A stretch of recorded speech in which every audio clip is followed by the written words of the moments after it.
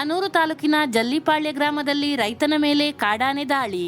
ಹನೂರು ತಾಲೂಕಿನ ಹೂಗ್ಯಂ ಗ್ರಾಮ ಪಂಚಾಯತ್ ವ್ಯಾಪ್ತಿಯ ಜಲ್ಲಿಪಾಳ್ಯ ಗ್ರಾಮದ ರೈತ ಚಿನ್ನಪ್ಪ ಅವರು ತನ್ನ ಜಮೀನಿನಲ್ಲಿ ಬೆಳೆಯಲಾಗಿದ್ದ ಜೋಳದ ಫಸಲು ಕಾಯುತ್ತಿದ್ದ ಸಂದರ್ಭದಲ್ಲಿ ಕಾಡಾನೆ ದಾಳಿ ನಡೆಸಿದ ಪರಿಣಾಮವಾಗಿ ತಮಿಳುನಾಡಿನ ಖಾಸಗಿ ಆಸ್ಪತ್ರೆಯಲ್ಲಿ ಚಿಕಿತ್ಸೆ ಪಡೆದು ಚೇತರಿಸಿಕೊಳ್ಳುತ್ತಿದ್ದಾರೆ.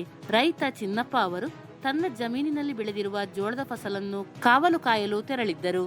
ಭಾನುವಾರ ತಡರಾತ್ರಿ ಜಮೀನಿಗೆ ಲಗ್ಗೆ ಇಟ್ಟ ಕಾಡಾನೆಯೊಂದು ಜೋಳದ ಫಸಲು ನಾಶ ಮಾಡಿ ಕಾವಲು ಕಾಯುತ್ತಿದ್ದ ಚಿನ್ನಪ್ಪರ ಮೇಲೆ ಏಕಾಏಕಿ ದಾಳಿ ನಡೆಸಿದೆ. ಚಿನ್ನಪ್ಪರ ಎಡದ ಕಾಲು ಮುರಿದಿದೆ. ಕಷ್ಟಪಟ್ಟು ದೂರ ಸರಿದು ಪ್ರಾಣ ಉಳಿಸಿಕೊಂಡಿದ್ದು, ಸ್ಥಳೀಯರ ಸಹಕಾರದಿಂದ ಕುಟುಂಬಸ್ಥರು ತಮಿಳುನಾಡಿನ ಖಾಸಗಿ ಆಸ್ಪತ್ರೆಗೆ ದಾಖಲು ಮಾಡಿದ್ದರು. ಮಾಹಿತಿ ತಿಳಿದ ತಕ್ಷಣ ಕರ್ನಾಟಕ ರಾಜ್ಯ ರೈತ ಸಂಘದ ತಾಲೂಕು ಅಧ್ಯಕ್ಷ ಅಮ್ಜದ್ ಖಾನ್ ಹಾಗೂ ರೈತ ಮುಖಂಡರುಗಳು ಆಸ್ಪತ್ರೆಗೆ ಭೇಟಿ ನೀಡಿ ರೈತರಿಗೆ ಸಾಂತ್ವನ ತಿಳಿಸಿ ಅರಣ್ಯ ಇಲಾಖೆ ಅಧಿಕಾರಿಗಳಿಗೆ ಮಾಹಿತಿ ನೀಡಿದ್ದಾರೆ.